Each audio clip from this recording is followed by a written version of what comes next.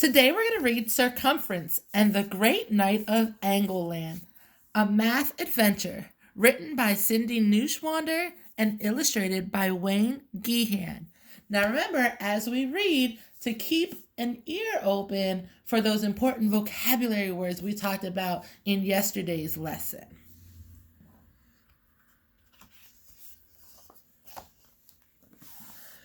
More than anything, Radius wanted to be a knight. Every day, he practiced riding, sword fighting, and archery. His teacher was the brave, old Sir Degrees. One day, Radius's parents, Circumference, and Lady Di of Amateur came to watch his lessons. "Show us what you have learned," they said.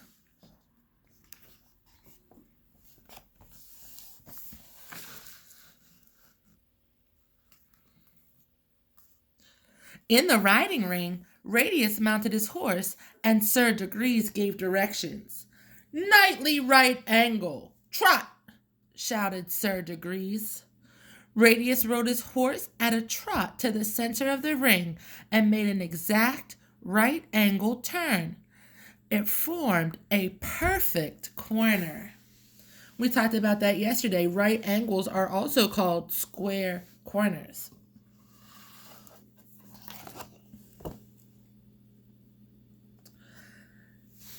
"Now, double the right angle to make a straight angle," called out Sir Degrees. Radius rode at full gallop straight across the ring. He came to an abrupt stop right in front of his parents. "Wonderful!" they exclaimed. "You have learned so much."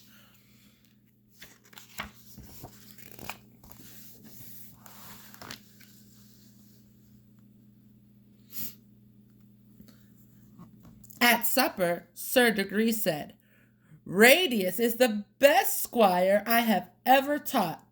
He is ready to go on a quest." "He is not old enough," said Circumference, looking worried. Lady Di smiled. "You were the same age, dear, when you went on your first quest."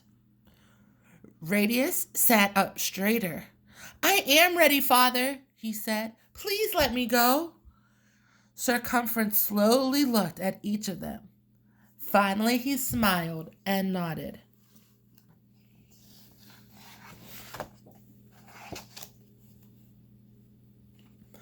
"Hurrah!" shouted Radius. "I will make you proud.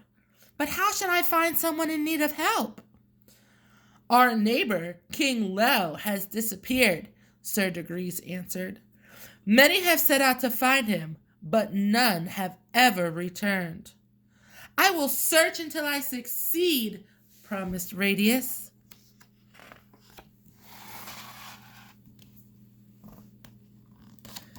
The next morning, Radius made ready to go. "Remember your knightly right angle, Radius," counseled Sir Degrees. "It will serve you well." Circumference and Lady Di gave Radius an old family heirloom, a medallion in the shape of a perfect circle. "What are these numbers around the edge of the medallion?" Radius asked. "No one knows," Lady Di answered, "but it may bring you courage on your journey." Radius bid them farewell and set off. "I'm on a quest!" he exclaimed gleefully.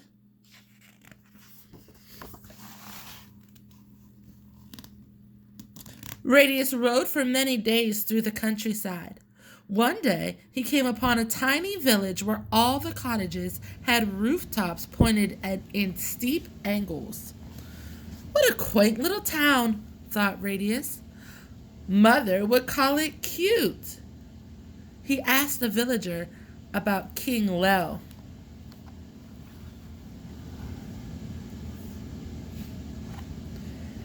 "His castle lies beyond the mountains of Obtuse," said the villager, pointing to the east.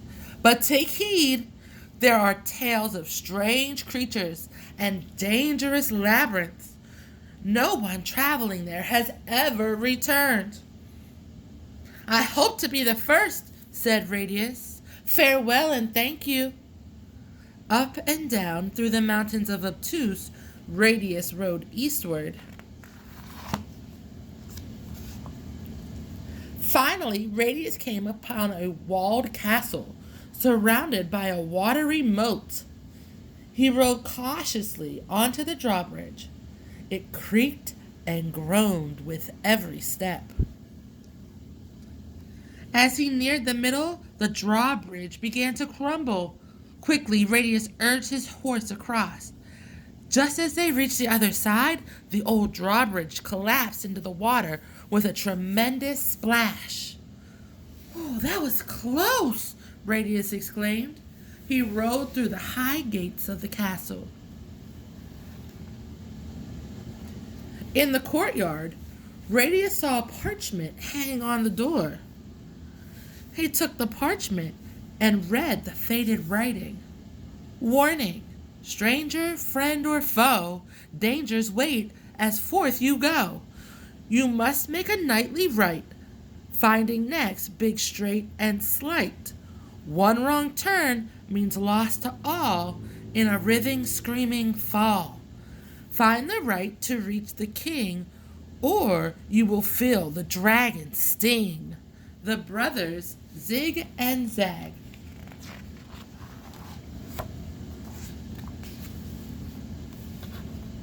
What can this mean? Thought Radius. Clutching his medallion for courage, he rode through the doorway into a circular chamber. In the middle of the stone floor, Radius could see a carved circle with a line across its center. All around him, arches led to different rooms. "Which way should I go?" he wondered aloud. He read from the parchment. "You must make a nightly rite. Sir Degrees and I practice many right angle turns." Just then something flapped out of the shadows and bumped his arm. "Oof!" grunted Radius as his medallion went flying.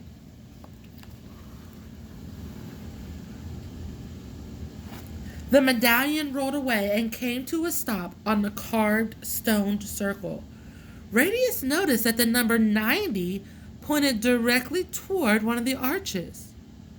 Starting at 0 on my medallion, if I go to the center and then to the number 90, that forms a right angle. "That's the nightly rite!" he cried. Radius swung himself back onto his horse and rode through the arch that was a nightly rite, or 90 on the medallion.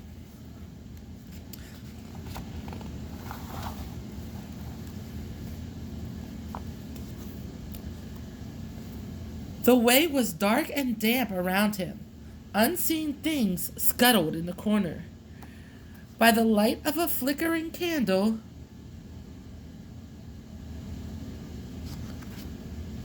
Radius read the parchment again, finding next, big, straight, and slight. What is big? He wondered. Could it be something even larger than a nightly right angle? What could be larger than a right angle? I bet you know. He thought for a moment. The mountains of Obtuse were shaped like big angles, he remembered. As Radius looked around for a way out, spiderwebs caught in his hair and tickling his legs brushed against his face. Ooh! Sorry, that was like personal ooh. Ugh. All right. Ahead, Radius saw several hallways. Each had a circle carved in front of it. If I hold the medallion over a circle, then the number measures the angle to the hallway, he said. The angle of the first hallway measured only 55 on the medallion. As Radius measured the angle of each hallway, he found only one that was bigger than a right angle. One angle measured 120 on the medallion. Radius entered that hallway, but it ended at a curving stairway. Radius dismounted and told his horse to wait. "Stairs are no place for you," he said. "Stay right here and I'll come back as soon as I can.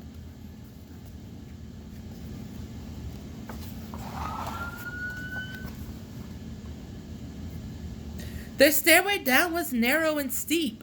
I must be under the castle by now, Radius thought. He noticed that the further down he went, the hotter it was.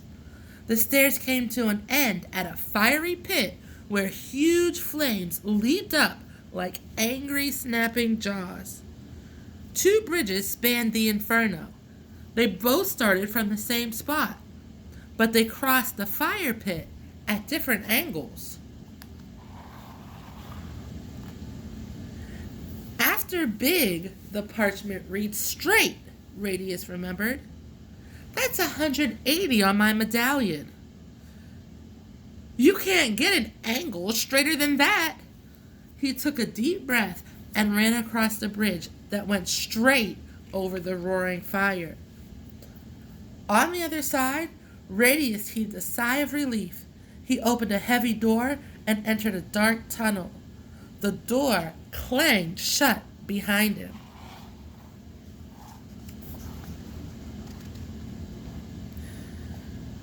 Raspy snuffling came from deep in the darkness.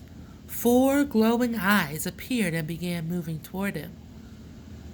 Clutching his medallion, Radius hurtled down the tunnel. As he passed the eyes, he brushed against scales that felt cold. He brushed against scales that felt like cold chainmail. Radius ran blindly on, stumbling as the floor started to slope upward. Behind him, heavy thumps echoed in the darkness. The tunnel ended. Other tunnels shot off at different angles. In front of each was a carved circle glowing with its own light. The parchment says a slight angle, Radius mumbled, like the rooftops in that cute little village I passed through. A cute little angle is what I need, something less than 90 on the medallion. The smallest angle measured 40, so he turned there. The thumps grew louder. Something snuffled and sniffed as if it were hunting for him.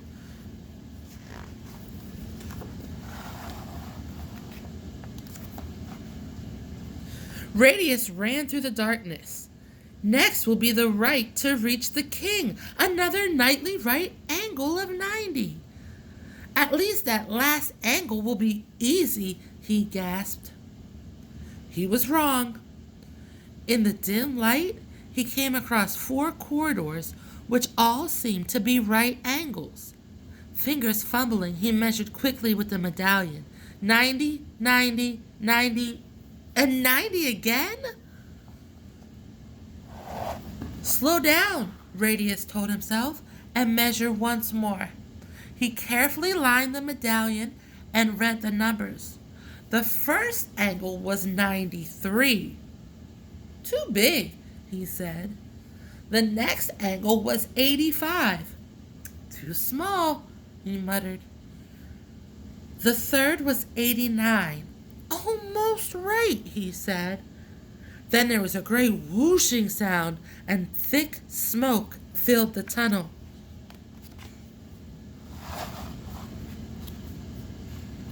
Radius was caught inside a dark cloud. Coughing and sputtering, he felt his way along to the remaining corridor. Hope this is the one, he whispered. Thump, thump, thump. Something was lurching toward him.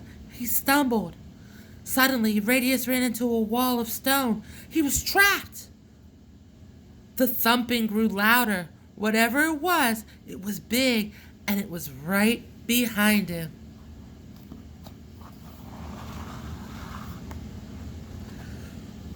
Radius turned around and stood with his back to the wall. His arm bumped into a latch, a handle. He pushed with all his strength, and a door swung open.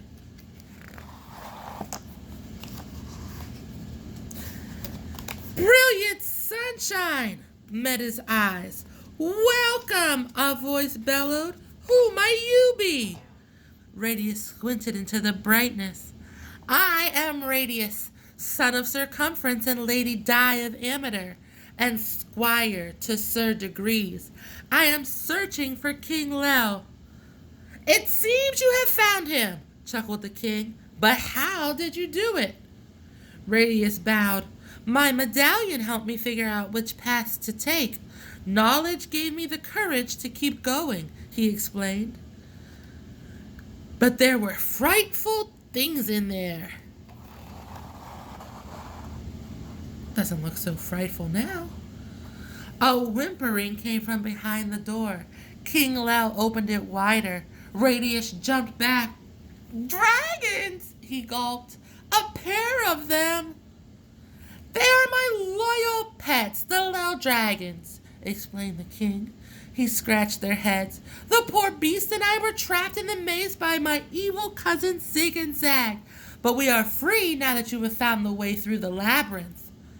Young squire, he continued, anyone brave enough and smart enough to figure out that maze deserves his knighthood. With Radius's medallion, they easily found their way back through the maze.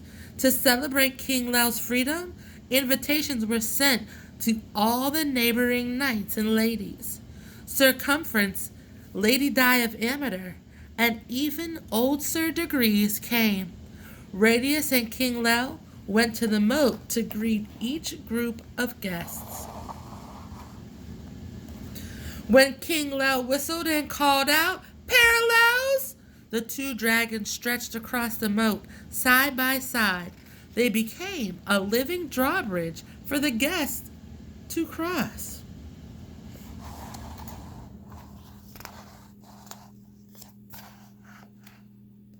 Everyone asked Radius how he found his way through the maze.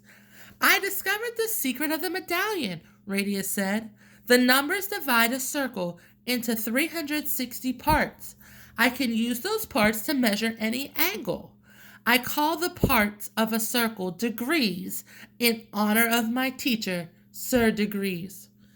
Radius drew a picture of his medallion and took an arrow from his quiver. Let's say this arrow points to a hallway.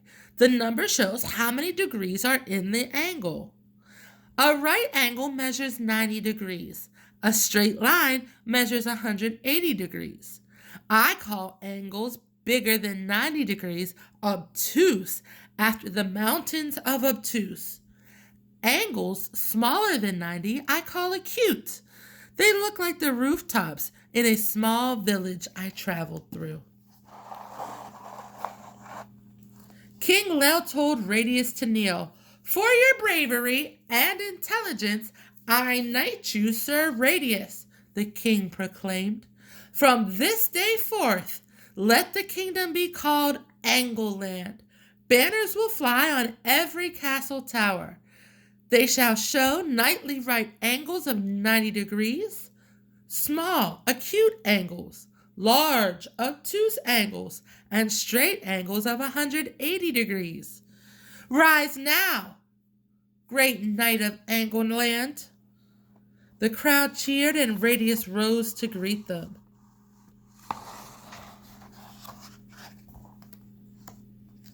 Angleland was the only kingdom to have a castle with a living drawbridge. The cry, "Parallels!" brought the two dragons over the moat.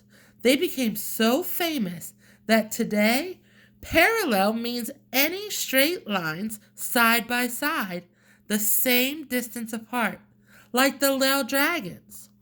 Angleland is still there on very old maps, but today we call it England. Oh wow, look at my own very special medallion. Can't wait to use that on this week's assignments. Take it off here. Look for our special medallion during your weekly assignments this week.